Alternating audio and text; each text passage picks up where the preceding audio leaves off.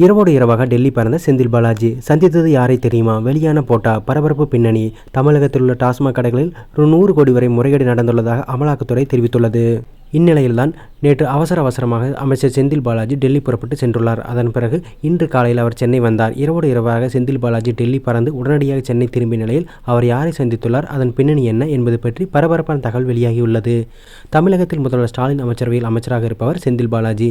மின்சாரம், மதுவிலக்கு மற்றும் ஆயத்தீர்வு துறையை செந்தில் பாலாஜி நிர்வகித்து வருகிறார். கடந்த மார்ச் 6ஆம் தேதி முதல் 3 நாட்கள் தமிழகத்தில் அமலாக்கத்துறை சோதனை நடத்தப்பட்டது. சென்னையில் உள்ள டாஸ்மாக் நிறுவனத்தில் தலைமை அலுவலகம், மதுபான ஆலைகளில் இந்த சோதனை என்பது மேற்கொள்ளப்பட்டது. இந்த சோதனை பற்றி அமலாக்கத்துறை தரப்பில் தமிழ்நாடு டாஸ்மாகில் ரூ.1000 கோடி வரை முறைகேடு நடந்திருப்பதாக தெரிவிக்கப்பட்டுள்ளது. இது செந்தில் பாலாஜிக்கு சிக்கலை ஏற்படுத்தியுள்ளது. மேலும் இந்த விவகாரத்தை பாஜக தீவிரமாக கையில் எடுத்துள்ளது. தமிழக அரசு மற்றும் செந்தில் பாலாஜிக்கு எதிராக பாஜகவினர் போராட்டம் நடத்தி வருகின்றனர். பாஜக சார்பில் சென்னையில் உள்ள டாஸ்மாக் நிறுவனத்தின் தலைமை அலுவலகம் முன்பு முற்றுகை போராட்டம் நடத்தப்பட்டது. இதில் அண்ணாமலை உட்பட பல பாஜக தலைவர்கள் அதிரடியாக கைது செய்யப்பட்டனர். இந்நிலையில்தான் நேற்று அமைச்சர் செந்தில் பாலாஜி அவசரமாக சென்னையில் விமானத்திலிருந்து டெல்லி புறப்பட்டார்.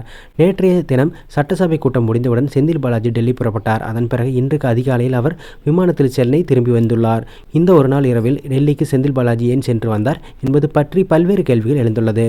செந்தில் பாலாஜியின் டெல்லி பயணம் பற்றி அதிகாரப்பூர்வமாக எந்த அறிவிப்பும் இல்லை. டாஸ்மாக் மீது ரூ.1000 கோடி முறைகேடு புகாரை அமலாக்கத்துறை வைத்துள்ள நிலையில் அவர் ரகசியமாக சென்று வந்ததும் பல்வேறு கேள்விகளை எழுப்பியுள்ளது.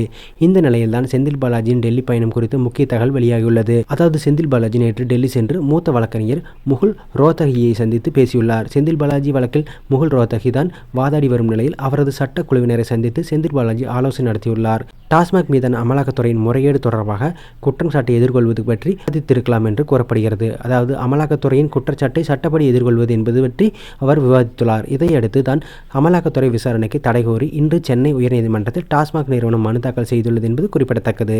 மேலும் நேற்று டெல்லி விசிட் செய்தபோது ஏற்கனவே உச்சநீதிமன்றத்தில் நிலுவையில் உள்ள செந்தில் பாலாஜிக்கு எதிரான வழக்கு மீண்டும் விரைவில் விசாரணைக்கு வரவுள்ளது. அது தொடர்பாகவும் முகுல் ரோத்தகியுடன் செந்தில் பாலாஜி விவாதித்துள்ளதாக தகவல் வெளியாகியுள்ளது.